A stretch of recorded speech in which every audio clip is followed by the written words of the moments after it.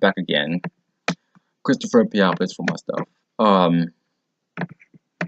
The first rifle was around 1300. Actually, the first rifle firearm was way before 1300s. It was around like 1100s or the mid 1200s, but yeah, two different stuff.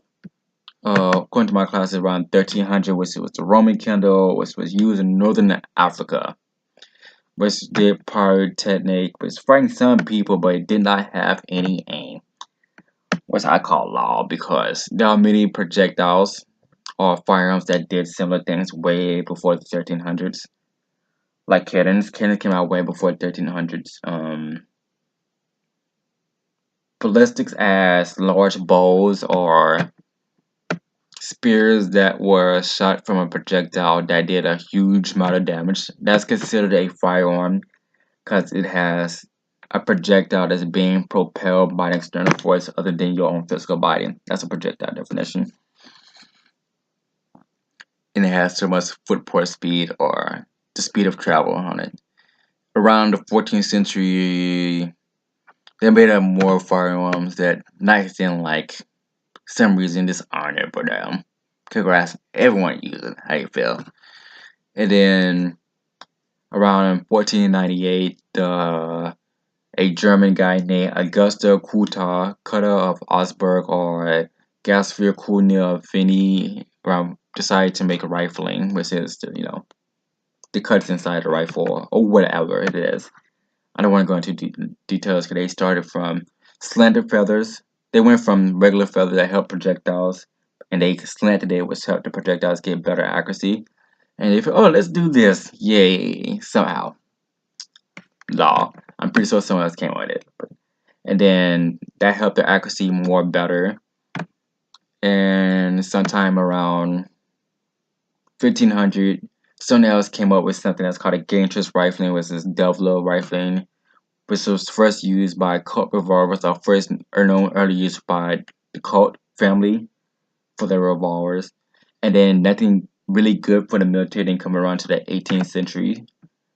And then sometimes before the American Revolution, some German guy, German Jaeger or something made the flintlock.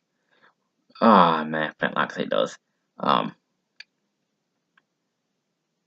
It's basically something with a sight on it and had a flint that when it hits something it causes powder, but whatever. It became one of the biggest blueprints for Kentucky and Pennsylvania both rifles, and when the war happened, yes, they had less amount because Germany way over there with the UK. This is the Independence War. During the time of Independence War, and yeah, they had to use guerrilla tactics against those groups because they have such America has sucky weapons at the time, more colonial. For America, let's call it that, has sucky weapons at the time.